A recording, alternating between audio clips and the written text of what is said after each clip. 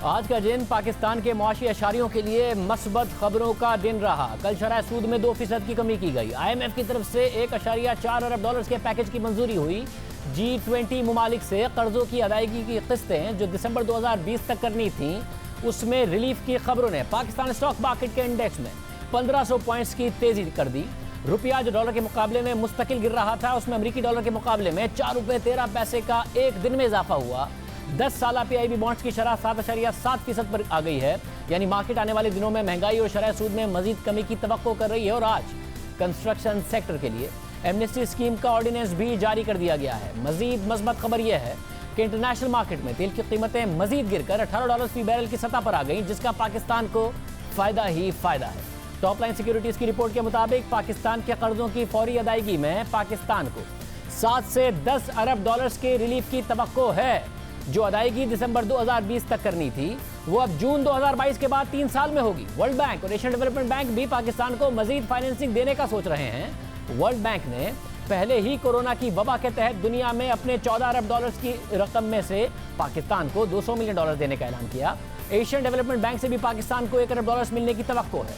और दूसरी तरफ तेल की कीमतें 50% गिरने की वजह से पाकिस्तान का बैरूनी खसारा भी कंट्रोल में रहेगा, क्योंकि पाकिस्तान की टोटल दरामद अब की 26% तेल की दरामदात हैं। टॉप लाइन सिक्योरिटीज के मुताबिक स्टेट बैंक के ज़खायर जो मुसलसल गिर रहे थे, उनमें दिसंबर 2020 तक इस्तेहकाम आने की तवक्को है, जो हालिया $11 अरब से 12 से 14 अरब डॉलर तक जा सकते हैं, जिससे रुपए की कदर में इस्तेहकाम रहेगा।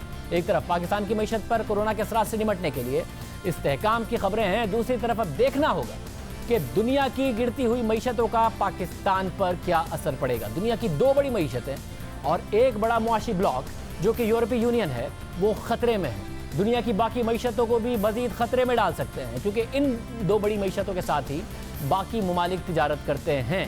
उनमें और इनमें से सरमायाकारी होती है, इनके अंदर और इनसे बाहर ये सरमायाकारी होती है। दुनिया की सबसे बड़ी मईशत अमेरिका में हर गुजरते दिन के साथ एक बुरी खबर सामने आ रही है। 4 हफ्तों में 2 करोड़ 20 लाख अफराद बेरोजगार हो चुके हैं, जिसका मतलब है कि गुज़िश्ता 10 साल में अमेरिका में जितनी नौकरियों में इजाफा हुआ, वो सब 10 साल में पैदा हुई नौकरियां सिर्फ 4 हफ्ते में ज़ाया हो चुकी हैं।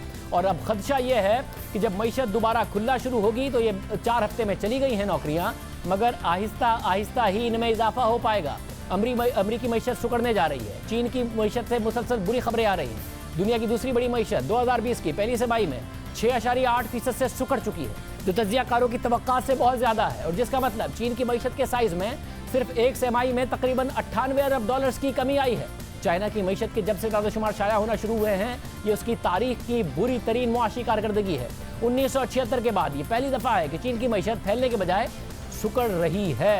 चीन 1985 के बाद से हर साल अपनी GDP ग्रोथ का टारगेट बताता था, मगर 2020 में सूरत हाल इतनी गैर यकीनी है कि अभी तक चीन ये नहीं बता पा रहा कि उसकी मईशत कितना ग्रो करेगी या कितना सुकड़ेगी। साथ ही दुनिया का ताकतवर मुआशी ब्लॉक यूरोपीय यूनियन भी इस वक्त मुआशी गैर यकीनी का शिकार है। फ्रांसीसी सदर मैक्रोन के मुताबिक अगर इटली की इमदाद करके मसला हल ना किया गया तो यूरोपीय यूनियन टूट फूट का शिकार हो सकता है। बरतानिया पहले ही ब्रेक्जिट कर चुका और अब बाकी मानदा यूरोपीय यूनियन भी खतरे में है। दुनिया की कोई मईशत इन 3 बड़ी मुआशी ताकतों के गिरने से महफूज नहीं रह सकेगी, इसलिए इन मईशतों का संभलना बहुत लाजमी है। अगर आलमी मईशत मुतासिर होगी तो पाकिस्तान भी इसके साथ से महफूज नहीं रह सकेगा। शौकत तरीन साहब, साबिक वज़ीर ख़ज़ाना, हमारे साथ मौजूद हैं। साहब बहुत शुक्रिया। साहब, ज़ाहिर है जो दुनिया की मईशत हैं वो एक तरफ, पाकिस्तान में बड़ी तेज़ी से इकदाम हुए। स्टेट बैंक ने कारोबार के कर्ज़ों में जो रियायत है उसके लिए फौरी तौर पर पैकेजेस आए, तनख्वाहों के लिए पैकेजेस आए, फिर से इंटरेस्ट रेट 2% कम कर दिया। हुकूमत काफ़ी तेज़ी से एक्ट कर रही है। और दूसरी तरफ दुनिया की मईशत है। कहाँ देख रहे हैं आप पाकिस्तान की इकोनॉमिक फंडामेंटल्स को? आप अच्छी तरीके से जानते हैं कि ये सूरत हाल जारी। मेरे ख्याल में तो ये आपने दुरुस्त फरमाया कि ये जो इन्होंने स्टेप्स लिए हैं, स्पेशली पहले जो रिलीफ पैकेज दिया है और उसके बाद फिर जो स्टेट बैंक ने कस्टमर्स को रिलीफ दिया है, बैंक कस्टमर्स को, फिर उनकी जो वर्किंग क्लास के लिए इन्होंने लोन्स दिए हैं, तो उससे एक तरफ तो कोरोना का जो इम्पैक्ट आ रहा है जो लोगों के ऊपर, उसको कम से कम निगेट किया है। और दूसरी तरफ ये जो एकदम इन्होंने 3 झटकों के बीच में 4.25% इन्होंने जो कम किया अपना डिस्काउंट रेट, इससे ना सिर्फ हुकूमत के अपने जो एक किस्म से रेवेन्यूज हैं वो बेहतर हो जाएंगे, बिकॉज ये सेव करेंगे तकरीबन 1 ट्रिलियन से ऊपर 1 ट्रिलियन टू 1.3 ट्रिलियन सेव करेंगे। तो सालाना, तो ये काफ़ी इनके लिए इनको मदद करेगा। और दूसरी तरफ ये है कि वो जो इंडस्ट्री और बिज़नेसेस और इकोनॉमी का व्हील चलाएगा, 4.25% रिडक्शन काफ़ी ठीक-ठाक रिडक्शन है। दूसरी तरफ से इनके ऊपर बोझ जो आ रहा था कि कर्ज़ों का इन्होंने पेमेंट्स करनी थी, तो फॉरेन करेंसी में पेमेंट्स करनी थी, वो इस वजह से उसमें दिक्कत आनी थी क्योंकि आपकी एक्सपोर्ट्स तो गिर गई हैं। अभी आज मुझे यही पता चला है कि मार्च के महीने के बीच में पहले 15 दिन के बीच में तो 14% ग्रोथ थी, दूसरे 15 दिन के बीच में तकरीबन कोई 52% का जो है वो ड्रॉप था, और अप्रैल भी ऐसा ही लग रहा है। तो उससे फिर ये एकदम आपका फॉरेन करेंसी के ऊपर दबाव आना था। हालांकि इंपोर्ट्स जो हैं वो ऑयल की वजह से, बाकी इंपोर्ट्स की वजह से कम हुई हैं, लेकिन ये जो डेट रिलीफ मिला है इनको, जो तकरीबन 10 से 12 बिलियन का डेट रिलीफ मिला है, तो इससे ये है कि इनकी जो एक्सटर्नल साइड जो है वो भी ठीक रहेगी। ये ना समझें कि ये कोरोना एकदम चला जाएगा और ये अगले 15 दिन में गायब हो जाएगा। मेरे ख्याल में ये प्रोलॉन्ग्ड होगा। तो इनको ये सोचना चाहिए कि ये समझें कि 6, 8, 9 महीने, 12 महीने भी इसका इम्पैक्ट रह सकता है। तो उस सूरत में ये जो पेमेंट्स दे रहे हैं 12,000 की, इनको और देनी पड़ेंगी। और ये जो ख्याल है इनका कि ये पैसे बच गए हैं मतलब हमारी डेट सर्विसिंग के लिए वगैरह, तो हो सकता है इनको और कोई तरीकाकार इस्तेमाल करना पड़े, हो सकता है इनको और डिस्काउंट रेट को कम करना पड़े अगले 1-2 महीनों में। तो ये मेरे ख्याल में मेरी वार्निंग इनको ये होगी कि आप ये चीज़ें जो आपने कर ली हैं और आपको ये थोड़े पैसे मिल गए हैं IMF से और बाकी G20 वगैरह से, तो इसके ऊपर आप ना इत्तेफाक करें कि आपको और कुछ नहीं करना पड़ेगा।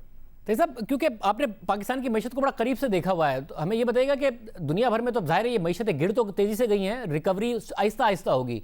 पाकिस्तान की रिकवरी ज़रा तेज़ हो सकती है क्योंकि हमारी बरामदात में जो टेक्सटाइल है उसमें एक्सपोर्ट्स बड़ी बेसिक हैं, कोई बहुत वैल्यू एडिड नहीं है, साथ में एग्रीकल्चर है जो दुनिया की ज़रूरत है, तो हम कम अज़ कम थोड़ा तेज़ी से रिकवर कर सकते हैं दुनिया के मुकाबले में।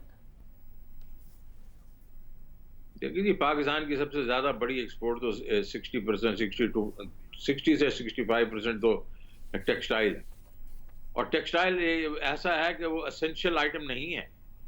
मतलब अगर आपने टेक्सटाइल जो आपने बेचनी है दुनिया में, अगर एक किस्म से डाउन टर्न आया हुआ है, रिसेशन आया है, तो टेक्सटाइल को दे कैन फॉरगो टेक्सटाइल। वो ये तो नहीं है ना, खाने पीने की चीज़ तो नहीं है। बाकी चीज़ें तो आपकी कमोडिटीज़ हैं, वो तो ठीक है, चलें राइस भी लोग ले लेंगे और हो सकता है थोड़ा लेदर वगैरह भी ले लें, लेकिन मेरा मतलब है कि आपके पास कोई ऐसी चीज़ आइटम नहीं है जो कि एसेंशियल्स में, तो आपकी एक्सपोर्ट जो है बड़े लंबे अरसे तक अफेक्ट हो सकती हैं। दूसरी साइड के ऊपर आपका ये भी आपको जो बेनिफिट मिलेगा इस चीज़ से, वो ये है कि ये ऑयल भी इतनी जल्दी ऊपर नहीं आएगा, बिकॉज अभी भी ख्याल यही है कि 1 साल तक तो ये इस तरह डिप्रेस्ड रहेगा। सो आपको उस साइड पे रिलीफ मिलेगा।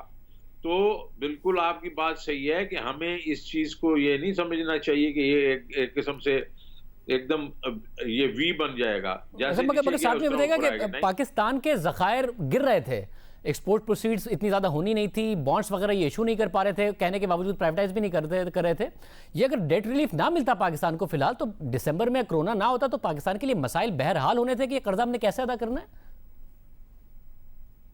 नहीं, मेरे ख्याल में तो ये है प्रेशर आपके उसके ऊपर एक्सटर्नल अकाउंट पे तो आ ही रहा था। आपके मतलब आपके एक तरफ आपने 3-3.5 बिलियन की हॉट मनी लेके आ गए थे और वो उसने तो किसी वक्त भी चले जाना था, लेकिन उसकी भी मिटिगेटिंग फैक्टर्स हो सकते हैं ना। देखें ना, एक तो हमारा करंट अकाउंट जो है वो काफ़ी इम्प्रूव कर गया था, उसके बाद ये इनिशिएट कर रहे थे ये रेमिटेंसेस के और ये पाकिस्तान बनाओ सर्टिफिकेट वगैरह ये कर रहे थे।